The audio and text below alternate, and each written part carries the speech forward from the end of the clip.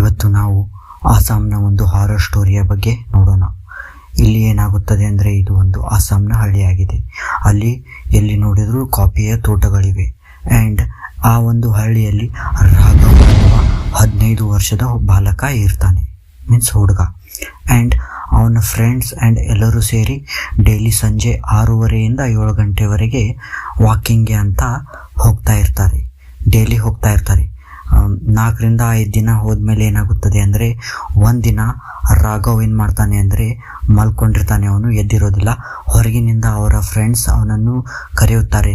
ರಾಘವ್ ಬಾ, ಹೋಗೋಣ, ನಾವು ಅಡ್ಡಾಡ್ಲಿಕ್ಕೆ ಹೋಗೋಣ ಬಾ ಅಂತ ಕರೀತಾರೆ. ಬಟ್ ಅವನು ಉತ್ತರ ಕೊಡೋದಿಲ್ಲ. ದ್ಯಾಟ್ಸ್ ವೈ ಅವರು ಅವನನ್ನು ಬಿಟ್ಟು ಅವ್ರ ಫ್ರೆಂಡ್ಸು ಮುಂದೆ ಹೋಗ್ತಾರೆ. ಅಷ್ಟರಲ್ಲಿ ರಾಘವ್ಗೆ ಎಚ್ಚರ ಆಗುತ್ತದೆ. ಆ್ಯಂಡ್ ಅವನು ನೋಡ್ತಾನೆ, ಅವ್ರ ಫ್ರೆಂಡ್ಸು ಹೋಗಿದ್ದಾರೆ, ಬಟ್ ಏನೂ ಇಲ್ಲ, ರನ್ನಿಂಗ್ ಮಾಡ್ತಾ ಹೋಗಿ ಅವ್ರನ್ನ ಕ್ಯಾಚ್ ಮಾಡಿದರೆ ಆಯಿತು ಅಂತ ಅವನು ಕ್ರೀಮ್ ಪೌಡರೆಲ್ಲ ಹಚ್ಕೊಂಡು ರೆಡಿಯಾಗಿ ಹೋಗ್ತಾನೆ ವಾಕಿಂಗ್ಗೆ ಅಂತ. ರನ್ನಿಂಗ್ ಮಾಡ್ಕೊಂಡು ಹೋಗ್ತಾನೆ. ಅವನು ನೋಡ್ತಾನೆ, ಸ್ವಲ್ಪ ದೂರ ಹೋದ್ಮೇಲೆ ಅವರ ಫ್ರೆಂಡ್ಸ್ ಹೋಗ್ತಾ ಇರ್ತಾರೆ. ಸುಮಾರು ಅಂದರೆ 600 ಮೀಟರ್ ಡಿಸ್ಟೆನ್ಸ್ ಕಾಣ್ತಾ ಇರುತ್ತದೆ. ಆ್ಯಂಡ್ ಅವನು ಅವರನ್ನು ಕರಿತಾನೆ ಹೆಸರಿನಿಂದ. ಅವ್ರ ಹೆಸರಿನಿಂದ ಅವನು ಕರಿತಾನೆ ಅವರನ್ನು, ಅವ್ರ ಫ್ರೆಂಡ್ಸ್ನ. ಬಟ್ ಅವರು ಯಾರೂ ತಿರುಗಿ ನೋಡೋದೇ ಇಲ್ಲ. ಅದು ಹಾಗೆ ಹೋಗ್ತಾ ಇರ್ತಾರೆ. ಅವನಿಗೆ ಅನಿಸುತ್ತೆ, ಏನು ನಾನು ಸ್ಲೋ ಹೋಗ್ತಾ ಇದ್ದೀನೋ ಏನು ಅವರು ಸ್ಪೀಡ್ ಹೋಗ್ತಾ ಇದ್ದಾರೋ ಅಂತ ಅವನಿಗೆ ತಿಳಿತಾ ಇರಲಿಲ್ಲ. ಬಟ್ ಇದು ಹೇಗೆ ಅಂದರೆ, ನಮಗೆ ನೀರಡಿಕೆ ಆಗಿರುತ್ತೆ ನೋಡಿ. ಆ್ಯಂಡ್ ನಾವು ಬಸ್ನಲ್ಲಿ ಹೋಗುವಾಗ ಒಂದು ಮರೀಚಿಕೆ ಥರ ಕಾಣುತ್ತೆ ನೋಡಿ, ಹೈವೇ ಮೇಲೆ ನೀರು ಇಲ್ಲೇ ಎಲ್ಲೋ ಇದೆ ಅಂತ ಅನಿಸುತ್ತೆ, ಬಟ್ ಅಲ್ಲಿ ನೀರು ಇರೋದಿಲ್ಲ. ಆ ಟೈಪ್ ಇವನಿಗೆ ಆಗ್ತಾ ಇರುತ್ತೆ, ಹ್ಯಾಲುಸಿನೇಷನ್ ಟೈಪ್ ಆಗ್ತಾ ಇರುತ್ತೆ. ಆದರೂ ಇವನು ಹೀಗೆ ಹೋಗ್ತಾನೆ. ಅಷ್ಟರಲ್ಲಿ 7 ಗಂಟೆ ಕತ್ಲಾಗಿಬಿಟ್ಟಿರುತ್ತದೆ. ಆ್ಯಂಡ್ ಆಸ್ಪಾಸ್ ನೋಡ್ತಾನೆ, ಅವನು ಸಾತ್ ಅಲಿ ಅನ್ನೋ ರೋಡಲ್ಲಿ ಅವನು ಬಂದಿರ್ತಾನೆ. ಈ ಸಾತ್ ಅಲಿ ರೋಡ್ ಅಂದರೆ ಇದು 7 ರೋಡ್ಗಳಿಂದ ಕೂಡಿರುತ್ತದೆ. ಇಲ್ಲಿಂದ 7 ರೋಡ್ಗಳು ಹೋಗ್ತವೆ. ಬಟ್ ಜನ ಏನಂತಾರೆ ಅಂದರೆ, ಆ ಊರಿನ ಜನ ಆ 7 ರೋಡ್ ಇದಾವಲ್ಲ ಅಲ್ಲಿ ಹೋಗಬಾರ್ದು. ರಾತ್ರಿ ಅಂದರೆ ಸಂಜೆ 7 ಗಂಟೆ ನಂತರ ಆ ರೋಡ್ಗೆ ಹೋಗಬಾರ್ದು. ಹೋದರೆ ಅಲ್ಲಿಂದ ಯಾರೂ ವಾಪಸ್ ಬರೋದಿಲ್ಲ. ಬಂದರೂ ಏನೋ ಒಂದು ಆಗುತ್ತೆ ಅವ್ರ ಜೊತೆ ಘಟನೆ ಅಂತ ಅಲ್ಲಿ ಯಾರು ಹೋಗ್ತಾ ಇರಲ್ಲ, ಎಲ್ಲರೂ ಹೆದರ್ತಿರ್ತಾರೆ. ದ್ಯಾಟ್ಸ್ ವೈ ಅವನು ಹೆದರಿ ರಿಟರ್ನ್ ಬರ್ತಾ ಇರ್ತಾನೆ. ಅಷ್ಟರಲ್ಲಿ ಹಿಂದಿನಿಂದ ಸೌಂಡ್ ಬರುತ್ತದೆ, ಒಂದು ಬ್ಯೂಟಿಫುಲ್ ವಾಯ್ಸ್ ಬರುತ್ತದೆ, ಲೇಡಿ ವಾಯ್ಸ್, ರಾಘವ್ ಅಂತ. ಆ್ಯಂಡ್ ಅವನು ಹಿಂದೆ ತಿರುಗಿ ನೋಡ್ತಾನೆ, ಒಂದು ಬ್ಯೂಟಿಫುಲ್ ಹುಡುಗಿ, ಸೇಮ್ ಅವನ ಏಜ್ದೇ ಹುಡುಗಿ ನಿಂತಿರ್ತಾಳೆ. Means somewhere around 16 to 15 age ಹುಡುಗಿ ಅವಳು ನಿಂತಿರ್ತಾಳೆ. ಆಗ ಅವನು ಅವಳ ಹತ್ತಿರ ಹೋಗಿ ನೋಡ್ತಾನೆ. ಅವಳು ತುಂಬಾ ಸುಂದರವಾಗಿ ಬ್ಯೂಟಿಫುಲ್ ಆಗಿ ಕಾಣ್ತಾ ಇದ್ದಾಳೆ. ಅವನ ಜೀವನದಲ್ಲಿ ಅಂಥ ಒಂದು ಸುಂದರವಾದ ಹುಡುಗಿಯನ್ನು ಎಂದು ನೋಡಿರೋದೇ ಇಲ್ಲ ಅವನು. ಆ್ಯಂಡ್ ಅವನ ಏಜ್ ಸಹ 15 ಆಗಿರೋದ್ರಿಂದ, ಇವಳದು ಸೇಮ್ ಏಜ್ ಇರೋದ್ರಿಂದ ಅವನಿಗೆ ಅನಿಸುತ್ತೆ, ಏನೋ ಒಂಥರ ಫೀಲಿಂಗ್ಸ್ ಬರುತ್ತೆ. ಅಂದರೆ ಗೊತ್ತಲ್ಲ ನಿಮಗೆ, ಹಾರ್ಮೋನಲ್ ಇಂಬ್ಯಾಲೆನ್ಸ್ ಆಗುತ್ತದೆ ಒಂದು ಹುಡುಗಿಯನ್ನು ನೋಡೋಣ ಆ ಏಜ್ನಲ್ಲಿ, ಆ ಟೈಪ್ ಅವನಿಗೂ ಆಗುತ್ತದೆ. ಆ್ಯಂಡ್ ಅವನು ಮಾತಾಡ್ಕೊತ ನಿಂತು ಬಿಡ್ತಾನೆ ಅವಳ ಜೊತೆ. ಅವಳ ಹೆಸರನ್ನು ಕೇಳ್ತಾನೆ ಅವನು, ಯಾರು ನೀನು, ನಿನ್ನ ಹೆಸರು ಏನು ಅಂತ ಕೇಳ್ತಾನೆ ಅವನು. ವಾಟ್ ಈಸ್ ಯುವರ್ ನೇಮ್ ಅಂತ. ಅವಳು ಹೇಳ್ತಾಳೆ, ನನ್ನ ಹೆಸರು ಮೋಹಿನಿ, ನಾನು ಇದೇ ಈ ಟೀ ಬಾಗಾನ್ ಇದೆಯಲ್ಲ, ಅಂದರೆ ಟೀ ಬಾಗಾನ್ ಅಂದರೆ ಈ ಒಂದು ಕಾಫಿ ತೋಟಗಳೇನಿದೆಯಲ್ಲ, ಇವೆಲ್ಲ ಚಾದ ತೋಟಗಳು, ಇದರ ಹಿಂದಿನ ಊರಿನಲ್ಲಿ ನಾನು ಇರ್ತೀನಿ. ಆ್ಯಂಡ್ ಡೈಲಿ ನಾನು ಇಲ್ಲಿ ವಾಕಿಂಗ್ಗೆ ಬರ್ತೀನಿ ಅಂತ ಹೇಳ್ತಾಳೆ ಅವಳು. ಆವಾಗ ಅವನು ಹೇಳ್ತಾನೆ, ನಾನು ಡೈಲಿ ಬರ್ತೇನೆ ಅಂತ ಹೇಳಿ ಅವನು ಆಕೆಯನ್ನು ನೋಡ್ತಾ, ಟೈಮ್ ಹೆಚ್ಚಿಗೆ ಆಗಿದೆ ಇವತ್ತು, ನಾಳೆ ಭೇಟಿ ಆಗೋಣ ಅಂತ ಅವನು ರಿಟರ್ನ್ ತಿರುಗಿ ಹೋಗ್ತಾ ಇರ್ತಾನೆ. ಹೋಗುವಾಗ ಅವನು ರಿಟರ್ನ್ ಹಿಂದೆ ತಿರುಗಿ ನೋಡ್ತಾನೆ. ಒಮ್ಮೆ ಹೊಳ್ಳಿ ಆ ಹುಡುಗಿ ಅಲ್ಲೇ ನಿಂತಿರ್ತಾಳೆ ಆ್ಯಂಡ್ ಸ್ಮೈಲ್ ಮಾಡ್ತಾ ಇರ್ತಾಳೆ ಅವನನ್ನು ನೋಡಿ. ಅವನು ಫುಲ್ ಮಂತ್ರಮುಗ್ಧನಾಗಿ ಹ್ಯಾಪಿಯಾಗಿ ಅವನು ರನ್ನಿಂಗ್ ಮಾಡ್ತಾ ಹೋಗ್ತಾ ಇರ್ತಾನೆ. ಒಂಥರ ಖುಷಿ, ಉಲ್ಲಾಸ, ಉತ್ಸಾಹ ಎಲ್ಲ ಇರುತ್ತದೆ ಅವನಲ್ಲಿ. ಮನೆಯಲ್ಲಿ ಹೋಗಿ ರಾತ್ರಿ ಊಟ ಮಾಡದೆ ಮಲಗಿ ಬಿಡ್ತಾನೆ ಅವನು. ಯಾಕಂದರೆ ಅವನಿಗೆ ಏನೋ ಒಂದು ಅಮೃತ ಸಿಕ್ಕಷ್ಟು ಖುಷಿಯಾಗುತ್ತೆ. ಬಟ್ ಅವನಿಗೆ ಗೊತ್ತಿರೋದಿಲ್ಲ, ಇದೇ ಅಮೃತ ಅವನ ಜೀವನದ ಒಂದು ಅಹಿತಕರ, ದುಃಖಕರವಾದ ಆ್ಯಂಡ್ ಜೀವನದಲ್ಲಿ ಮರೆಯಲಾದ ಘಟನೆಯಾಗಿ ಉಳಿಯುತ್ತದೆ ಅಂತ. ಆ್ಯಂಡ್ ಅದು ನೆಕ್ಸ್ಟ್ ಏನಾಗುತ್ತದೆ ಅಂದರೆ, ಅವನು ಮಾರನೇ ದಿನ ಮತ್ತೆ ಅದೇ ಥರ ರೆಡಿಯಾಗಿ ಯಾವುದೇ ಫ್ರೆಂಡ್ಗೆ ಯಾರಿಗೆ ಹೇಳ್ದೇನೆ ಅವನು ಸರಿಯಾಗಿ 6:30 ಗಂಟೆಗೆ ಹೋಗ್ತಾನೆ ಅವನು. ಅವಳು ಅಲ್ಲಿಂದ ಬರ್ತಾಳೆ. ಇಲ್ಲ, ಅವಳು ಬರೋದಿಲ್ಲ. ಅವನು ಅಲ್ಲಿ ಹೋಗಿ ನಿಂದಿರ್ತಾನೆ. ನಿಂತು ಆಸ್ಪಾಸ್ ಎಲ್ಲ ನೋಡ್ತಾನೆ. ಅವಳು ಎಲ್ಲಿ ಬರೋದಿಲ್ಲ. 7 ಗಂಟೆ ಆಗೋವರೆಗೂ ಅವನು ಕಾಯ್ತಾನೆ. ಎಲ್ಲಿ ಅವಳು ಕಾಣೋದಿಲ್ಲ. ಅವನು ನೆಕ್ಸ್ಟ್ ತಿರುಗಿ ಹೋಗ್ತಾ ಇರ್ತಾನೆ. ಹೋಗುವಾಗ ಮತ್ತೆ ಸೌಂಡ್ ಬರುತ್ತದೆ, ರಾಘವ್ ಅಂತ. Full such A nice beautiful sound ಬರುತ್ತದೆ. ಆ್ಯಂಡ್ ಅವನು ತಿರುಗಿ ಹೋಗ್ತಾನೆ. ಏನೋ ಅವನದು ಏನೋ ಜನ್ಮದ ರಿಲೇಷನ್ ಇದೆಯೋ ಏನೋ, ಭಾಳ ದಿನದಿಂದ ಆ ಹುಡುಗಿ ಪರಿಚಯ ಇದ್ದಾಳೋ ಏನೋ ಅನ್ನೋ ಹಾಗೆ ಕ್ಲೋಸ್ ಆಗಿ ಇಬ್ಬರು ಕುಳಿತುಕೊಂಡು ಮಾತಾಡ್ತಾರೆ. ಎಷ್ಟು ಅಂದರೆ 1 ಗಂಟೆವರೆಗೂ ಮಾತಾಡ್ತಾರೆ. ಆ್ಯಂಡ್ ಅವನು ಮತ್ತೆ ಮನೆಗೆ ಬರ್ತಾನೆ. ಆ್ಯಂಡ್ ಅವನಲ್ಲಿ ಒಂದು ಕ್ವಶನ್ ಓಡುತ್ತೆ ಇವತ್ತು, ಏನಂದರೆ ಅವಳಿಗೆ ಹೇಗೆ ನನ್ನ ಹೆಸರು ಗೊತ್ತು ರಾಘವ್ ಅಂತ, ಆ ಒಂದು ಕ್ವಶನ್ ಇರುತ್ತೆ. ಆ್ಯಂಡ್ ಅವನು ಮಾರನೇ ದಿನ ಅದೇ ಥರ ರೆಡಿ ಆಗ್ತಾನೆ, ಕ್ರೀಮ್ ಪೌಡರ್ ಬದ್ದನ್ನೆಲ್ಲ ಹಚ್ಚಿಕೊಂಡು ರೆಡಿಯಾಗಿ ಫುಲ್ ಪರ್ಫ್ಯೂಮ್ ಹೊಡ್ಕೊಂಡೆಲ್ಲ ಹೋಗ್ತಾನೆ. ಆ್ಯಂಡ್ ಆ ಹುಡುಗಿ ಇವಾಗ ಬಂದು ನಿಂತಿರ್ತಾಳೆ. ಅವನಿಗೆ ಗೊತ್ತಾಗಿರುತ್ತದೆ ಈ ಹುಡುಗಿ 6:15 ಬರೋದಿಲ್ಲ, 7 ಗಂಟೆಗೆ ಬರ್ತಾಳೆ ಅಂತ. ದ್ಯಾಟ್ಸ್ ವೈ ಇವತ್ತು ಅವನು 7 ಗಂಟೆಗೆ ಹೋಗ್ತಾನೆ. ಆ ಹುಡುಗಿನೂ ಅಲ್ಲೇ ಬರ್ತಾಳೆ. ಆ್ಯಂಡ್ ಇಬ್ಬರು ಮೀಟ್ ಆಗ್ತಾರೆ. ಅವನು ಕೇಳ್ತಾನೆ, ಇಲ್ಲ ಒಂದು ಮಾತು ಹೇಳು ನನಗೆ, ನನ್ನ ಹೆಸರು ರಾಘವ್ ಅಂತ ಹೇಗೆ ಗೊತ್ತು ನಿನಗೆ, ಹೇಳು ಅಂತ ಅಂದಮೇಲೆ ಅವಳು ಹೇಳ್ತಾಳೆ, ಇಲ್ಲ ನೀನು ನಿನ್ನ ಫ್ರೆಂಡ್ಸ್ನ ಹೊಡ್ಕೊತ ಬರ್ತಾ ಇದೆಯಲ್ಲ ಅವತ್ತು, ಫ್ರೆಂಡ್ಸ್ನ ಒದರ್ತಾ ಅದಕ್ಕಿಂತ ಮೊದಲು ನಿನ್ನ ಫ್ರೆಂಡ್ಸ್ನೂ ಅಲ್ಲಿ ಬಂದಿದ್ದರು. ಆ್ಯಂಡ್ ಅವರು ನಿನ್ನ ಹೆಸರನ್ನೇ ಹೇಳ್ತಾ ಬರ್ತಾಯಿದ್ರು, ನೋಡು ಇವತ್ತು ರಾಘವ್ ಬಂದೇ ಇಲ್ಲ ವಾಕಿಂಗ್ಗೆ ಅಂತ, ಏನು ಹಿಂದೆ ಬರ್ತಾ ಇದ್ದಾನೆ ಅವನು ರಾಘವ್ ಏನು ಅಂತ ಅವರು ಅನ್ಕೊತ ಬರ್ತಾಯಿದ್ರು. ಆ್ಯಂಡ್ ಅಷ್ಟರಲ್ಲೇ ಕತ್ಲಾಗಿದ್ದರಿಂದ ಅವರು ಹೋದರು. ಆ್ಯಂಡ್ ನೀನು ಬಂದೇ ಇಲ್ಲಿ. ಸೊ ಹಾಗಾಗಿ ನನಗೆ ಗೊತ್ತು ನೀನು ರಾಘವ್ ಅಂತ, ಅದಕ್ಕೆ ನಾನು ರಾಘವ್ ಅಂತ ಕರೆದೆ ಅಂತ ಅವಳು ಹೇಳಿಬಿಡ್ತಾಳೆ. ಇದನ್ನು ಇವನು ನಂಬ್ತಾನೆ. ಆ್ಯಂಡ್ ನೆಕ್ಸ್ಟ್ ಕ್ವಶನ್ಸ್ ಏನು ಮಾಡೋದಿಲ್ಲ. ಅದರಂತೆ ಇವರಲ್ಲಿ ಒಂದು ಕ್ಲೋಸ್ ರಿಲೇಷನ್ ಬೆಳೆಯುತ್ತದೆ. ಡೈಲಿ ಇದೇ ಥರ ನಡೆಯುತ್ತದೆ. 1 ದಿನ ಆಗುತ್ತೆ, 2 ದಿನ ಆಗುತ್ತೆ, ಸರಿಯಾದ 1 ತಿಂಗಳು ಆದಮೇಲೆ. ಆ್ಯಂಡ್ ಅವಳು ಡೈಲಿ ನೈಟ್ ಬರ್ತಾ ಇರ್ತಾಳೆ. ಸೊ 1 ತಿಂಗಳಾದಮೇಲೆ ಅವ್ರ ಮದರ್ ಕೇಳ್ತಾಳೆ ಅವನಿಗೆ, ಏನಪ್ಪ ನೀನು ರಾತ್ರಿಯೆಲ್ಲ ಹೋಗ್ತಾ ಇದೆಯಲ್ಲ, ಎಲ್ಲಿಗೆ ಹೋಗ್ತೀಯಾ ನೀನು ಅಂತ ಅವಳು ಕೇಳ್ತಾಳೆ. ಕೇಳಿದ ಮೇಲೆ ಅವನೇನು ಉತ್ತರ ಕೊಡೋದಿಲ್ಲ. ಅವಳು ಕೇಳ್ತಾಳೆ ಅವ್ರ ಮದರ್, ನೀನು ನೋಡು ನಿಂದು ಪರ್ಸ್ನಾಲಿಟಿ ಎಲ್ಲ ಹಾಳಾಗ್ತಾ ಇದೆ, ನಿನ್ನ ವೇಟ್ ಎಲ್ಲ ತೂಕ ಎಲ್ಲ ಕಡಿಮೆ ಆಗಿದೆ, ಊಟ ಎಲ್ಲ ಮಾಡ್ತಾ ಇಲ್ಲ ಸರಿಯಾಗಿ, ಅಭ್ಯಾಸದ ಕಡೆನೂ ಗಮನ ಇಲ್ಲ ನಿನಗೆ, ಏನಾಗಿದೆ ನಿನಗೆ ಅಂತ ಕೇಳ್ತಾಳೆ ಅವಳು. ಆ್ಯಂಡ್ ಅವ್ರ ಫಾದರ್ಗೂ ಹೇಳ್ತಾಳೆ, ನೋಡಿ ಏನು ಇದು ಅಂತ. ಆ್ಯಂಡ್ ಅಷ್ಟು ಆದ ತಕ್ಷಣ ಅವ್ರ ಫಾದರ್ ಹೇಳ್ತಾರೆ, ಇದೆಲ್ಲ ಕಾಮನ್ ಬಿಡು, ನಿನಗೆ ಗೊತ್ತಾಗೋದಿಲ್ಲ, ಈಗ ಈ ಹುಡುಗ ಏಜ್ಗೆ ಬರ್ತಾ ಇದ್ದಾನಲ್ಲ, means is hitting his puberties hit ಆಗಿದೆಯಲ್ಲ, ದ್ಯಾಟ್ಸ್ ವೈ ಹೀಗೆ ಆಗ್ತಾ ಇರುತ್ತೆ, ಹಾರ್ಮೋನಲ್ ಇಂಬ್ಯಾಲೆನ್ಸ್, ದ್ಯಾಟ್ಸ್ ವೈ ಅಂತ ಸುಮ್ಮನಾಗ್ಬಿಡ್ತಾರೆ ಅವರು. ಆ್ಯಂಡ್ ಇವನು ಖುಷಿಯಾಗಿ ಇರ್ತಾನೆ. ಹೀಗೆ ಕೆಲವೊಂದು ದಿನಗಳು ಉರುಳುತ್ತೆ. ಆ್ಯಂಡ್ ಅವನು ಕೇಳ್ತಾನೆ ಮೋಹಿನಿಯನ್ನು, ಏನು ನಿನ್ನ ಫ್ಯಾಮಿಲಿಯಲ್ಲಿ ಯಾರು ಎಷ್ಟು ಜನ ಇದ್ದಾರೆ ಅಂತ. 7 ಜನ ಇದ್ದೀವಿ ನಮ್ಮ ಫ್ಯಾಮಿಲಿಯಲ್ಲಿ, ಇನ್ನೂ 6 ಜನ ಸಿಸ್ಟರ್ಸ್ ಇದ್ದಾರೆ ನನ್ನ ಬಿಟ್ಟು, ಒಂದು ದಿನ ಟೈಮ್ ಬರಲಿ ನಿನ್ನನ್ನು ಅವರೊಂದಿಗೆ ಭೇಟಿ ಮಾಡಿಸ್ತೇನೆ ಅಂತ ಅವಳು ಹೇಳ್ತಾ ಇರ್ತಾಳೆ. ಹೀಗೆ ದಿನಗಳು ಉರುಳುತ್ತವೆ. ಬಟ್ ಒಂದಿನ ಏನಾಗುತ್ತದೆ ಅಂದರೆ ಇವನಿಗೆ ಆರೋಗ್ಯ ಹದಗೆಟ್ಟು ಬಿಡುತ್ತದೆ. ಡೈಲಿ ಊಟ ಇಲ್ಲ ಏನೂ ಇಲ್ಲ ಅಂದಮೇಲೆ ಜ್ವರ ಬಂದುಬಿಡ್ತಲ್ಲ, ಆ ಥರ ಜ್ವರ ಬರುತ್ತದೆ. ಆ್ಯಂಡ್ ಅವನು ಆ ದಿನ ಹೋಗೋದಿಲ್ಲ, ಅವನು ಎಲ್ಲಿ ಆ ಹುಡುಗಿಯನ್ನು ಮೀಟ್ ಆಗೋದಕ್ಕೆ. ಆ್ಯಂಡ್ ಅವನು ಅಲ್ಲೇ ಮನೆಯಲ್ಲೇ ಔಷಧಿಯನ್ನು ತೆಗೆದುಕೊಂಡು ಮಲ್ಕೊಂಡ್ಬಿಡ್ತಾನೆ. ಅಮ್ಮನೂ ಏನು ಮಾಡ್ತಾಳೆ ಅಂದರೆ ಅವ್ರ ಮದರು ಏನು ಮಾಡ್ತಾಳೆ ಅಂದರೆ ಅವನ ಒಂದು ಹಣೆಯ ಮೇಲೆ ಬಿಳಿ ನೀರು ಒಂದು ಇರುತ್ತಲ್ಲ, ಹಸಿ ನೀರು ಇರುತ್ತಲ್ಲ, ಅದರ ಒಂದು ನೀರಿನಲ್ಲಿ ಆ ಒಂದು ಪಟ್ಟಿಯನ್ನು ಅಂದರೆ ಕರ್ಚಿಪನ್ನು ಮುಳುಗಿಸಿ ಹಣೆಯ ಮೇಲೆ ಇಡ್ತಾರೆ ಅವರು, ಅಂದರೆ ಜ್ವರ ಎಲ್ಲ ಇಳಿಲಿ ಅಂತ. ಬಟ್ ಏನಾಗುತ್ತದೆ ಅಂದರೆ ಅವರು ಹೇಳಿ ಹೋಗ್ತಾರೆ, ಇವನು ಮಲಗ್ತಾನೆ. ಸರಿಯಾದ 3 ಗಂಟೆಗೆ ಅವನಿಗೆ ಏನಪ್ಪ ಅಂದರೆ ಎಚ್ಚರ ಆಗುತ್ತದೆ. ಆ ಹುಡುಗಿ ಅವನನ್ನು ಕರೆದ ಹಾಗೆ ಆಗುತ್ತದೆ. ಏನು ರಾಘವ ಯಾಕೆ ಇವತ್ತು ಬಂದೇ ಇಲ್ಲಲ್ಲ ಅಂತ ಅವಳು ಕೇಳ್ತಾಳೆ. ಕೇಳಿದ ಮೇಲೆ ಅವನಿಗೆ ಹಾಗೆ ಆಗುತ್ತದೆ. ಆ್ಯಂಡ್ ಅದು ಇಲ್ಯೂಷನ್ ಇರ್ಬೋದು ಅಂತ ಅವನು ಮತ್ತೆ ಮುಕ್ಕುತ್ತಾನೆ. ಮತ್ತೆ ಅವನಿಗೆ ಕನಸು ಬೀಳುತ್ತೆ, ಏನಂತ ಅವನು ಅದೇ ಸಾತ್ ಅಲಿ ರೋಡ್ಗೆ ಹೋಗಿದ್ದಾನೆ ಅನ್ನೋ ಹಾಗೆ, ಅಂದರೆ 7 ಇದರ ಹತ್ರ ಹೋಗಿದ್ದಾನೆ ಅವನು ಅಂತ ಅನ್ನೋ ಹಾಗೆ ಒಂದು ಕನಸು ಬೀಳುತ್ತದೆ ಅವನಿಗೆ. ಆ ಕನಸಿನಲ್ಲಿ ಅವಳು ಕೇಳ್ತಾಳೆ, ನೋಡು ಇವತ್ತು ನೀನು ಬರಲೇ ಇಲ್ಲ ಅಂದರೂ ಹೇಗೆ ನಾನು ನಿನ್ನ ಕರೆಸ್ಕೊಂಡೆ, ಯಾಕೆ ಬರಲಿಲ್ಲ ಅಂತ ಕೇಳ್ತಾಳೆ ಅವಳು ಅವನನ್ನು. ಆ್ಯಂಡ್ ಹೇಳ್ತಾನೆ ಅವನು, ನೋಡು ನಂದು ಹೆಲ್ತ್ ಎಲ್ಲ ಹಾಳಾಗಿದೆ, ಹೇಗೆ ನೋಡು ಹೇಗಾಗಿದ್ದೀನಿ ನಾನು ಅಂತ ಹೇಳ್ತಾನೆ ಅವನು ಕನಸಿನಲ್ಲಿ. ಬಟ್ ಅವಳು ಹೇಳ್ತಾಳೆ, ಅರೆ ಹಾಗೇನು ಅನ್ನಿಸ್ತಾ ಇಲ್ಲಲ್ಲ ನನಗೆ, ನೋಡು ನೀನು ಕಾಣಲು ಎಷ್ಟು ಹ್ಯಾಂಡ್ಸಮ್ ಆ್ಯಂಡ್ ಎನರ್ಜೆಟಿಕ್ ಆಗಿ ಕಾಣ್ತಾ ಇದೆಯಾ ಅಂತ ಹೇಳಿದ್ಮೇಲೆ ಅವನು ನೋಡ್ತಾನೆ, ಅರೆ ಹೌದಲ್ಲ ಎಷ್ಟು ಚೆನ್ನಾಗಿ ಕಾಣ್ತಾ ಇದ್ದೀನಿ ನಾನು.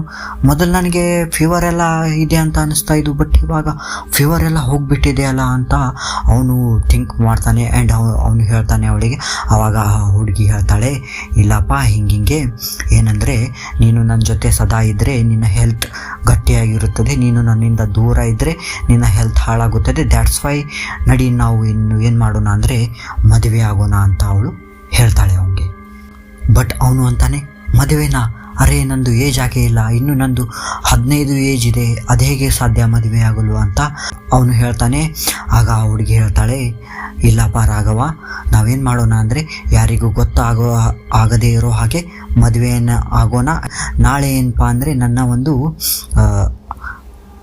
ತಂಗಿಯರನ್ನು ನಾನು ಭೇಟಿ ಮಾಡಿಸ್ತೀನಿ. ಅಂದರೆ ನಾವು 7 ಜನ ಇದ್ದೀವಲ್ಲ, ಇನ್ನು ಬಾಕಿ ಉಳಿದ 6 ಜನ ಸಿಸ್ಟರ್ಸ್ನ ನಾನು ನಾಳೆ ನಿನಗೆ ಭೇಟಿ ಮಾಡಿಸ್ತೀನಿ ಬಾ ಅಂತ ಅವಳು ಹೇಳ್ತಾಳೆ. ಇಷ್ಟರಲ್ಲಿ ಏನಾಗುತ್ತದೆ ಅಂದರೆ ಬೆಳಗಾಗಿರುತ್ತದೆ ಅಲ್ಲ, ಅವ್ರ ಮದರ್ ಬಂದು ನೋಡ್ತಾಳೆ ರಾಘವನ ಬೆಡ್ರೂಮ್ಗೆ. ರಾಘವಲ್ಲಿ ಇರೋದಿಲ್ಲ. ಆಲ್ ಆಫ್ ದ ಸಡನ್ ಅವಳು ಎಲ್ಲ ಕಡೆ ಹುಡುಕಾಡಲು ಸ್ಟಾರ್ಟ್ ಮಾಡ್ತಾಳೆ. ಅವರ ಹಸ್ಬೆಂಡ್ ಆ್ಯಂಡ್ ಇಡೀ ಮನೆಯವರಿಗೆಲ್ಲ ಗೊತ್ತಾಗುತ್ತದೆ ರಾಘವೆಲ್ಲಿ ಕಾಣ್ತಾ ಇಲ್ಲ ಅಂತ. ಇಡೀ ಊರಿನ ಜನಕ್ಕೆಲ್ಲ ಇದು ಗೊತ್ತಾಗುತ್ತದೆ. ಊರಿನ ಜನ ಅಂದ್ರೇನು, ಆಸ್ಪಾಸಿನ ಜನರಿಗೆಲ್ಲ ಗೊತ್ತಾಗುತ್ತದೆ ರಾಘವ್ ಮನೆಯಲ್ಲಿ ಇಲ್ಲ ಅಂತ. ಯಾಕಂದರೆ ಅವರು ಸಣ್ಣ ಊರು, ಮೊದಲೇ ಎಲ್ಲ ಕಡೆ ಅವರು ಹುಡುಕಾಡ್ತಿರ್ತಾರಲ್ಲ, ಹಾಗೆ ಅವರು ಹುಡುಕಾಡ್ತಾ ಇರ್ತಾರೆ. ಅಷ್ಟರಲ್ಲಿ ಒಬ್ಬ ರೈತ ಬರ್ತಾ ಇರ್ತಾನೆ ಹೊಲದಿಂದ. ಅವನು ಹೇಳ್ತಾನೆ, ಇಲ್ಲ ನಿಮ್ಮ ಮಗ ರಾಘವ ಅಲ್ಲಿ ಎಲ್ಲೋ ಆ ಒಂದು ಸಾತಾಲಿ ರೋಡ್ ಹತ್ರ ತಲೆ ತಿರುಗಿ ಬಿದ್ದಿದ್ದಾನೆ ನೋಡಿ ಅಂತ ಹೇಳ್ತಾರೆ ಅವರು. ಅಲ್ಲಿ ಹೋಗಿ ನೋಡ್ತಾರೆ ಅವರು, ಅವನು ತಲೆ ತಿರುಗಿ ಬಿದ್ದಿರ್ತಾನೆ, ಎಲ್ಲ ಆಗಿರುತ್ತದೆ. ದ್ಯಾಟ್ಸ್ ವೈ ಆಮೇಲೆ ಅವನನ್ನು ಅವರು ಕರ್ಕೊಂಬರ್ತಾರೆ. ಕರ್ಕೊಂಬಂದ್ಮೇಲೆ ಎಲ್ಲರೂ ಕುಂತು ಚರ್ಚೆ ಮಾಡ್ತಾರೆ, ಪರಿವಾರದವರು, ಊರಿನ ಹಿರಿಯವರು. ಏನಾಯಿತು ಇದು ಅಂತ ಆದಮೇಲೆ ಒಬ್ಬ ಊರಿನ ಹಿರಿಯ ಹೇಳ್ತಾನೆ, ಇಲ್ಲ ಇವನಿಗೇನೋ ದೆವ್ವ ಏನೋ ಒಕ್ಕರಿಸ್ಕೊಂಡಿದೆ ಅನಿಸುತ್ತೆ, ಯಕ್ಷಿಣಿಯರು ಏನೋ ಹಿಂದೆ ಬಿದ್ದಿದ್ದಾರೆ ಅಂತ ಅನಿಸುತ್ತದೆ ಅಂತ ಹೇಳ್ತಾನೆ ಅವನು. ಹೇಳಿದ ಕೂಡಲೇ ಅವನಿಗೆ ಒಂಥರ ಏನಾಗುತ್ತದೆ ಅಂದರೆ, ಇಡೀ ಮನೆಯವರಿಗೆಲ್ಲ ಏನಾಗುತ್ತದೆ ಅಂದರೆ ಗಾಬರಿ ಆಗ್ತಾರೆ ಅವರು. ಗಾಬರಿಯಾಗಿ ತಾಯಿ ಏನೋ ಫುಲ್ ಹತ್ತು ಬಿಡ್ತಾಳೆ ಅವಳು. ಇರೋದೇ ನನ್ನ ಸಣ್ಣ ಹುಡುಗ ಒಬ್ಬವನು, ಇವನಿಗೂ ಹೀಗಾದರೆ ಹೇಗೆ ಅಂತ ನಡೀರಿ ಅಂತ ಅವರು ಏನು ಮಾಡ್ತಾರೆ ಅಂದರೆ ಒಬ್ಬ ಓಝಾನ ಹತ್ರ ಹೋಗ್ತಾರೆ. ಓಝಾ ಅಂದರೆ ಇಲ್ಲಿ ಒಬ್ಬ ಮಾಟ ಮಂತ್ರ ಮಾಡೋರು ಆ್ಯಂಡ್ ಪಂಡಿತರು ಇರ್ತಾರೆ. ಇವರು ತಾಂತ್ರಿಕ್ ಪಂಡಿತ್ ಅಂತಾರಲ್ಲ, ಅವರು ಇರ್ತಾರೆ. ಆ ಪಂಡಿತರ ಹತ್ರ ಇವರು ಹೋಗ್ತಾರೆ. ಅವನನ್ನು ಅಲ್ಲಿ ಒಯ್ದು ಮುಂದೆ ಕುಳರಿಸ್ತಾರೆ ಆ್ಯಂಡ್ ಕೇಳ್ತಾರೆ. ಅವನ ಮುಂದೆ ಕುಂತ್ಕೋತಾನೆ ಅವನು, ತಾಂತ್ರಿಕನ ಮುಂದೆ ಹೇಳ್ತಾರೆ. ಅವರು ಇದ್ದ ಸ್ಟೋರಿಯನ್ನೆಲ್ಲ ಹೇಳ್ತಾರೆ, ಹೀಗೀಗ ಆಗ್ತಾ ಇದೆ, ಮಗನ ವೇಟ್ ಎಲ್ಲ ಕಮ್ಮಾಗಿದೆ, ನೋಡಿ ಹೇಗೆ ಒಣಗೋಗಿದ್ದಾನೆ ಇವನು ಅಂತ ಹೇಳಿದ ಮೇಲೆ ಅವರು ಪಂಡಿತರ ಹತ್ರ ಶಕ್ತಿ ಇರುತ್ತದೆ. ಅವ್ರು ಏನು ಮಾಡ್ತಾರೆ ಅಂದರೆ ತಮ್ಮ ಒಂದು ಕಣ್ಣನ್ನು ಮುಚ್ಚಿ ಅವರು ನೋಡ್ತಾರೆ. ಅವರು ಏನಂದರೆ ಕಣ್ಣು ಮುಚ್ಚಿ ಅವನ ತಲೆಯ ಮೇಲೆ ಒಂದು ಕೈಯನ್ನು ಇಟ್ಟು ನೋಡ್ತಾರೆ ಅವರು. ಆ್ಯಂಡ್ ಅವರು ಹೇಳ್ತಾರೆ, ಇಲ್ಲ ಇವನ ಹಿಂದೆ ಒಂದು ಯಕ್ಷಿಣಿ ಬಿದ್ದಿದೆ. ಆ್ಯಂಡ್ ಈ ಯಕ್ಷಿಣಿ ಅಂತ ಇಂಥದ್ದಲ್ಲ, ದೊಡ್ಡ ಯಕ್ಷಿಣಿ ಇದು, ಮೋಹಿನಿ ಇದು. ಈ ಯಕ್ಷಿಣಿಯರು 7 ಜನ ಇದ್ದಾರೆ. ಇದರಲ್ಲಿ ಏನಂದರೆ ಈ ಯಕ್ಷಿಣಿಯೇ ದೊಡ್ಡವಳು, ಮೋಹಿನಿ ಅನ್ನೋಳು ದೊಡ್ಡವಳಿದ್ದಾಳೆ. ಬಾಕಿ ಇನ್ನು 6 ಜನ ಇದ್ದಾರೆ. ಇವನಿಗೆ ಏನಂದರೆ ಅವರು ಇದು ಮಾಡ್ತಾರೆ, ಇವನನ್ನು ಅವರು ಬಿಡೋದಿಲ್ಲ. ಇವನ ಬ್ಲಡ್ ಆ್ಯಂಡ್ ಇವನ ಒಂದು ಕಾಮಶಕ್ತಿ, ಇವನ ಎನರ್ಜಿಯನ್ನೆಲ್ಲ ಹೀರಿಕೊಂಡು ಅವರು ತಮ್ಮ ಶಕ್ತಿಯನ್ನು ಹೆಚ್ಚಿಗೆ ಮಾಡ್ಕೊಳ್ತಾರೆ. ಈ ಯಕ್ಷಿಣಿಯರು ಇವರು ಸತೋವನದ ಯಕ್ಷಿಣಿಯರು ಅಂತ ಹೇಳ್ತಾನೆ ಅವನು. ಸತೋವನದ ಯಕ್ಷಿಣಿಯರು ಅಂದರೆ 7 ಯಕ್ಷಿಣಿಯರು ಇರ್ತಾರೆ. ಇದು ಎಲ್ಲ ಆ ಒಂದು ಆಸಾಮ್ನಲ್ಲಿ ಇದು ಒಂದು ಚಿರಪರಿಚಿತವಾದ ಸ್ಟೋರಿ ಆಗಿದೆ. ಇದೇನೋ ರಿಯಲ್ ಸ್ಟೋರಿ ಅಂತಾರೆ. ಅಷ್ಟರಲ್ಲಿ ಅವಳ ತಾಯಿ ಅಳ್ತಾ ಇರ್ತಾಳೆ, ಅದು ಹೇಗೆ ಸಾಧ್ಯ ಅಂತ. ಆ ಹುಡುಗನು ಅಂತಾನೆ, ಅದೇನೋ ಹಾಗೆ ಇಲ್ಲ, ಮೋಹಿನಿ ತುಂಬ ಬ್ಯೂಟಿಫುಲ್ ಇದ್ದಾಳೆ, ನನ್ನಷ್ಟೇ ಏಜ್ನವಳು ಅವಳು, ಸೊ ಅಂತ ಏನು ಸ್ಟೋರಿ ಇಲ್ಲ, ದೆವ್ವದ್ದು ಏನೂ ಇಲ್ಲ ಅಂತಾನೆ ಅವನು. ಪಂಡಿತರು ಹೇಳ್ತಾಳೆ, ಸುಮ್ಕೊಂಡ್ರು, ನಿನಗೇನು ಗೊತ್ತಾಗುತ್ತೆ, ಅವಳು ಬಹಳ ಡೇಂಜರ್ ಇದ್ದಾಳೆ, ಅವಳು ಕಾಣಲು ಏನೋ ಬ್ಯೂಟಿಫುಲ್ ಕಾಣ್ತಾಳೆ, ಬಟ್ ಅವಳು ಪೂರಾ ಖರಾಬ್ ಇರ್ತಾರೆ. ಅವರು ಕಾಣಲು ಅಷ್ಟು ಹಾರರ್ ಇರ್ತಾರೆ. ಅವರ ಒಂದು ವಿಕರಾಳ ರೂಪ ನೋಡಿದರೆ ನೀನು ನಿಂತ ಜಾಗದಲ್ಲೇ ಪದರ್ಗುಟ್ಟು ಹೋಗ್ತೀಯ ನೀನು ಅಂತ ಅವನು ಹೇಳ್ತಾನೆ ಮುಂದೆ, ನೋಡು ಆ ಯಕ್ಷಿಣಿ ಸರಿ ಇಲ್ಲ, ಅವಳು ನಿನ್ನ ಒಂದು ಬ್ಲಡ್ ಆ್ಯಂಡ್ ನಿನ್ನ ಒಂದು ಕಾಮಶಕ್ತಿಯನ್ನು ಹೀರ್ಕೊಂಡು ಅವಳು ತನ್ನ ಶಕ್ತಿಯನ್ನು ಹೆಚ್ಚಿಗೆ ಮಾಡ್ಕೋತಾಳೆ. ಇದರಿಂದ ನಿನ್ನ ಒಂದು ಬ್ಲಡ್ನಿಂದ ಅವಳ ಒಂದು ಏಜ್ ಹೆಲ್ತಿಯಾಗಿರುತ್ತದೆ, ಅವಳ ಸ್ಕಿನ್ ಚೆನ್ನಾಗಿ ಕಾಣುತ್ತದೆ. ಆ್ಯಂಡ್ ನಿನ್ನ ಒಂದು ಕಾಮಶಕ್ತಿಯಿಂದ ಅವಳ ಹತ್ತಿರ ಹೆಚ್ಚಿಗೆ ಶಕ್ತಿ ಬರುತ್ತದೆ, ಪವರ್ಫುಲ್ ಆಗ್ತಾಳೆ ಅವಳು. ಎಲ್ಲರನ್ನೂ ಖಲಾಸ್ ಮಾಡುವಷ್ಟು ಶಕ್ತಿ ಅವಳಲ್ಲಿ ಬರುತ್ತದೆ ಅಂತ ಇವರು ಪಂಡಿತರು ಹೇಳ್ತಾರೆ. ಇವಾಗ ಊರಿನ ಜನ ಕೇಳ್ತಾರೆ, ಹೌದು ಇದನ್ನು ಹೇಗೆ ನಾವು ಈಗ ಟ್ಯಾಕಲ್ ಮಾಡೋದು, ಇವನನ್ನು ಹೇಗೆ ಕಾಪಾಡುವುದು ಅದರಿಂದ ಅಂತ ಕೇಳ್ತಾರೆ ಅವರು. ಆವಾಗ ಓಜಾ ಇದ್ದಾರಲ್ಲ ಪಂಡಿತರು ಹೇಳ್ತಾರೆ, ಇವನನ್ನು ಕಾಪಾಡೋದು ಭಾಳನೇ ಕಷ್ಟ ಇದೆ. 90% ಅವನು ಅವಳ ಕೈಯಲ್ಲಿ ಸಿಕ್ಕಾಕೊಂಡು ಬಿಟ್ಟಿದ್ದಾನೆ. 10% ಚಾನ್ಸ್ ಅಷ್ಟೇ ಇದೆ ಅವನನ್ನು ಉಳಿಸೋದು. ನಾವು ಅವನನ್ನು ಉಳಿಸೋಕೆ ಆಗೋದಿಲ್ಲ. ರಾಘವ್ ಸ್ವತಃನೇ ಅವನು ಉಳಿಸ್ಕೊಳ್ಳಬೇಕು. ನಾವು ಹೇಗೆ ಹೇಳ್ತೇವಲ್ಲ ಹಾಗೆ ಅವನು ಮಾಡಿದರೆ ಅವನು ಉಳಿತಾನೆ ಅಂತ ಹೇಳ್ತಾರೆ. ಬಟ್ ಯಾರಿಗೂ ಆ ಒಂದು ಪಂಡಿತರ ಮೇಲೆ ಕಾನ್ಫಿಡೆನ್ಸ್ ಬರೋದಿಲ್ಲ. ನಂತರ ಅವಳ ತಾಯಿ ಅಂತಾಳೆ, ಅದೇಗೆ ಸಾಧ್ಯ, ನನ್ನ ಮಗ ಇಷ್ಟು ಚಿಕ್ಕವನಿದ್ದಾನೆ, ಅವನಿಂದ ಇದೆಲ್ಲ ಆಗೋದಿಲ್ಲ. ಆ್ಯಂಡ್ ರಾಘವನು ಅಂತಾನೆ, ನಾನು ಇಷ್ಟು ಚಿಕ್ಕವನಿದ್ದೀನಿ, ನನ್ನಿಂದ ಇದು ಸಾಧ್ಯ ಇಲ್ಲ ಅಂತ ಅವನು ಹೆದರಿಕೆಯಿಂದ ಹೇಳ್ತಾನೆ. ಬಟ್ ಅವನಲ್ಲಿ ಅಷ್ಟು ಹೆದರಿಕೆ ಇರೋದಿಲ್ಲ. ಆದರೂ ಆಯಿತು ಅಂತ ಅವಾಗ ಅಂತಾನೆ ಆ ಪಂಡಿತರು ಹಾಗೆ ಹೀಗೆ ಮಾಡಿ ಎಲ್ಲರೂ ಆ ಹುಡುಗನ ತಾಯಿಯನ್ನು ರೆಡಿ ಮಾಡ್ತಾರೆ ಅವರು. ಆ್ಯಂಡ್ ಇದಕ್ಕೆ ಒಪ್ತಾರೆ.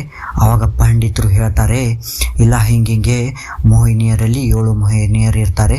ಸತೋವನದ ಮೋಹಿನಿಯರು 1ನೇ ಮೋಹಿನಿ ಇದ್ದಾಳಲ್ಲ ಅವಳು ಫುಲ್ ಪವರ್ಫುಲ್ ಇರ್ತಾಳೆ. ವೈ ಬಿಕಾಸ್ ಅಂದರೆ ಅವಳು ಹೀಗೆ ಬಹಳ ಜನರನ್ನು ಏನಂದರೆ ಬ್ಲಡ್ ಎಲ್ಲ ಅವರ ಕಾಮಶಕ್ತಿಯನ್ನು ಹೀರ್ಕೊಂಡು ಅವಳು ಪವರ್ಫುಲ್ ಆಗಿರ್ತಾಳೆ. ಬಟ್ ಚಿಕ್ಕವಳೇನಿದ್ದಾಳಲ್ಲ ಅವಳ ಹತ್ರ ಅಷ್ಟು ಪವರ್ ಇರೋದಿಲ್ಲ.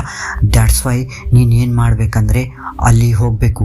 ಇವತ್ತು ಅವಳು ಬರ್ತಾಳೆ 7 ಗಂಟೆಗೆ, ಬಂದು ನಿನಗೆ ಹೇಳ್ತಾಳೆ, ರಾಘವ ನಡಿ ನಾವು ಇವತ್ತು ಮದುವೆ ಆಗೋಣ, ನನ್ನ ಫ್ಯಾಮಿಲಿಯೊಂದಿಗೆ ನಿನ್ನನ್ನು ಭೇಟಿ ಮಾಡಿಸುತ್ತೇನೆ ಅಂತ ಅವಳ ಒಂದು 6 ಸಿಸ್ಟರ್ಸ್ನ ಅವಳು ಭೇಟಿ ಮಾಡಿಸ್ತಾಳೆ. ಆವಾಗ ನೀನು ಓಕೆ ಅಂತ ಅಲ್ಲಿ ಹೋಗಬೇಕು. ಹೋಗಿ ಅಲ್ಲಿ ಹೋದ ತಕ್ಷಣ ನೀನು ಆ ಮೋಹಿನಿಗೆ ಹೇಳಬೇಕು, ನೀನಂದರೆ ನನಗೆ ಇಷ್ಟ ಇಲ್ಲ, ನಿನ್ನ ಚಿಕ್ಕ ತಂಗಿ ಇದ್ದಾಳಲ್ಲ 7ನೇದಕ್ಕಿ ಅವಳು ನನಗೆ ಭಾಳ ಇಷ್ಟ, ದ್ಯಾಟ್ಸ್ ವೈ ನಾನು ಇದನ್ನೆಲ್ಲ ಗೇಮ್ ಪ್ಲ್ಯಾನ್ ಮಾಡಿದ್ದೇನೆ ಅಂತ ನೀನು ಸುಳ್ಳು ಹೇಳಬೇಕು. ನೀನು ಅಷ್ಟರಲ್ಲಿ ಏನಾಗುತ್ತದೆ ಅಂದರೆ ಅವರಲ್ಲಿ ಒಂದು ರೂಲ್ಸ್ ಇದೆ. ಏನಂದರೆ ಯಾವ ತಂಗಿ ಅಥವಾ ಯಾವ ಮೋಹಿನಿಯೊಂದಿಗೆ ನೀನು ಯಕ್ಷಿಣಿಯೊಂದಿಗೆ ಮದುವೆ ಆಗ್ತೀಯಲ್ಲೋ ಉಳುಕಿದವರು ನಿನಗೆ ಹಾರ್ಮ್ ಮಾಡೋದಿಲ್ಲ, ಅವರು ಬಿಟ್ಟು ಕಳಿಸ್ತಾಳೆ. ಮೋಹಿನಿ ಇದರಲ್ಲಿ ಎಲ್ಲಕ್ಕಿಂತಲೂ ಪವರ್ಫುಲ್.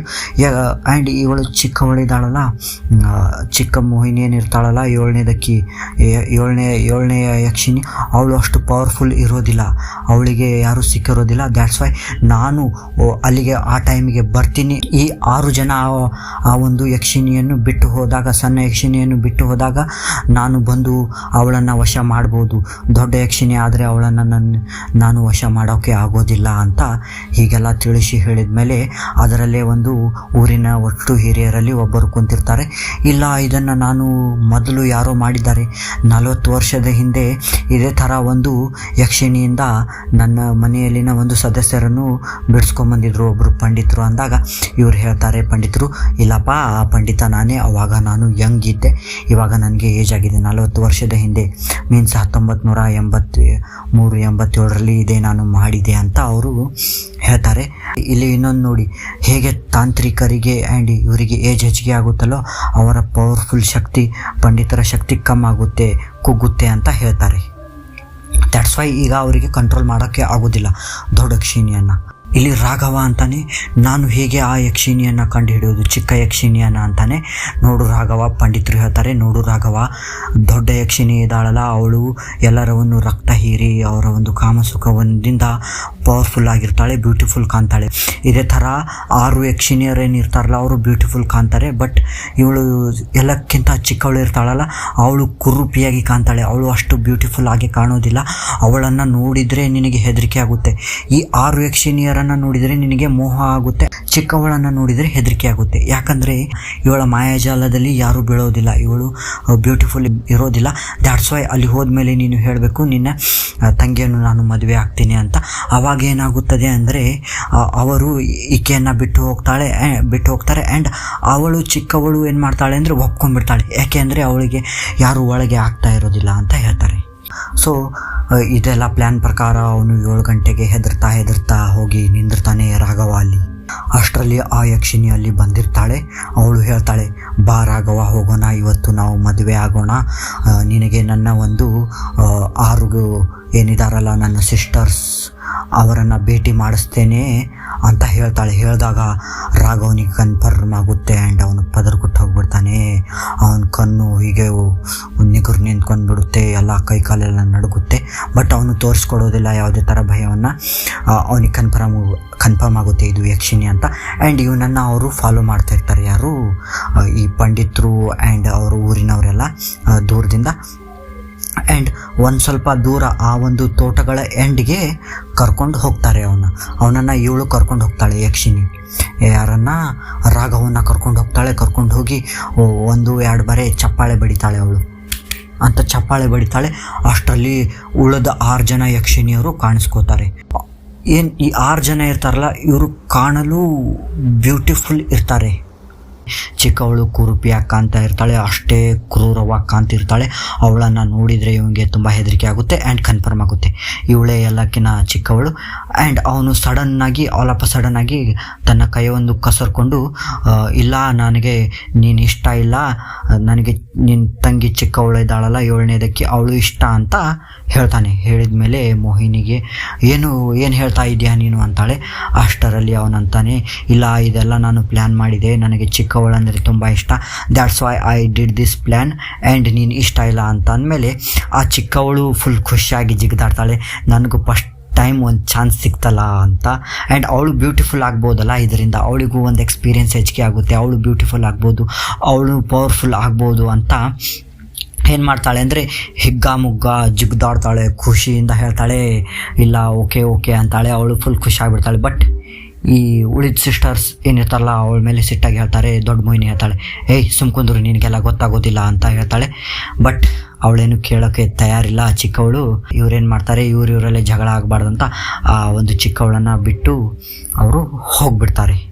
ಆ್ಯಂಡ್ ಇಲ್ಲಿ ದೊಡ್ಡ ಮೋಹಿನಿಗೆ ಗೊತ್ತಿರುತ್ತದೆ ಇದೇನೋ ಮಾಯಾಜಾಲ ಇದೆ ಅಂತ. ಅವಳಿಗೆಲ್ಲ ಇದ್ದ ಸ್ಟೋರಿಯೆಲ್ಲ ಗೊತ್ತಾಗುತ್ತೆ, ಪಂಡಿತರ ಬಗ್ಗೆ ಗೊತ್ತಾಗುತ್ತೆ. ಆದರೂ ಏನು ಮಾಡೋಕ್ಕಾಗೋದಿಲ್ಲ ಅಂತ ಅವಳು ಹೋಗ್ತಾಳೆ. ಅಷ್ಟರಲ್ಲಿ ಒಂದು ಭವ್ಯವಾದ ಒಂದು ಮಂಟಪ ಕಾಣುತ್ತೆ ಅಲ್ಲಿ. ಅಂದರೆ ಅಂಥ ಒಂದು ಖರಾಬ್ ಜಾಗದಲ್ಲಿ ಸಹ ಒಂದು ಮಂಟಪ ಕಾಣುತ್ತದೆ. ಅಷ್ಟರಲ್ಲಿ ಒಂದು ಏನಂತಾರೆ, 7 ಸುತ್ತನ್ನು ಸುತ್ತಾರಲ್ಲ ಇವರು ಮದುವೆ ಆಗುವಾಗ, ಆ ಥರ ಒಂದು ವಿಧಿ ನಡೆಯುತ್ತಾ ಇರುತ್ತೆ. ಅಷ್ಟರಲ್ಲಿ ಪಂಡಿತರು ಬರ್ತಾರೆ, ಎಂಟ್ರಿ ಕೊಡ್ತಾರೆ. ರಾಘವನ ಹುಡ್ಕೊಂತು ಬಂದು ಹೇಳ್ತಾರೆ ಅವರು, ಹೇ ಯಕ್ಷಿಣಿ ಬಿಡು ಆ ರಾಘವನನ್ನು ಅಂತ ಪಂಡಿತರು ಹೇಳ್ತಾರೆ. ಊರಿನವರೆಲ್ಲ ನೋಡ್ತಾ ಇರ್ತಾರೆ. ಬಟ್ ಊರಿನವರಿಗೆ ಆಶ್ಚರ್ಯ ಆಗುತ್ತೆ, ಬರೀ ಅಲ್ಲಿ ರಾಘವ ಕಾಣ್ತಾ ಇದ್ದಾನೆ, ಊರಿನವರಿಗೆ ಯಾರಿಗೂ ಯಕ್ಷಿಣಿ ಕಾಣ್ತಾ ಇರೋದಿಲ್ಲ. ಪಂಡಿತರಿಗೆ ರಾಘವನಿಗೆ ಇಬ್ಬರಿಗೆ ಮಾತ್ರ ಆ ಯಕ್ಷಿಣಿ ಕಾಣ್ತಿರ್ತಾಳೆ. ಅಷ್ಟರಲ್ಲಿ ಆ ಯಕ್ಷಿಣಿ ಅಂತಾಳೆ, ಪಂಡಿತ ಹೋಗು ಇಲ್ಲಿಂದ, ಇಲ್ಲ ಅಂದರೆ ನಾನು ನಿನ್ನನ್ನು ಖಲಾಸ್ ಮಾಡಿಬಿಡ್ತೀನಿ, ನನ್ನ ಪವರ್ಫುಲ್ ಶಕ್ತಿ ನಿನಗೆ ಗೊತ್ತಿಲ್ಲ ಅಂತಾಳೆ. ಅಷ್ಟರಲ್ಲಿ ಆ ಪಂಡಿತ ಅಂತಾನೆ, ನನಗೆ ಗೊತ್ತಿದೆ ಸುಮ್ಕುಂದ್ರಮ್ಮ, ನಿನ್ನ ಪವರ್ ಏನಂತ ನನಗೆ ಗೊತ್ತಿದೆ, ನೀನು ಎಲ್ಲಕ್ಕಿಂತ ಚಿಕ್ಕವಳು, ನಿನ್ನನ್ನು ನಾನು ವಿತಿನ್ ಅ ಸೆಕೆಂಡ್ ವ್ಯಾನಿಷ್ ಮಾಡ್ಬೋದು ಅಂತ ಅವನು ಕೆಲವೊಂದು ಮಂತ್ರಗಳನ್ನು ಹೇಳಿ ಆಕೆಯನ್ನು ಅಲ್ಲಿಂದ ಹೊಡೆದು ಓಡಿಸಿಬಿಡ್ತಾನೆ.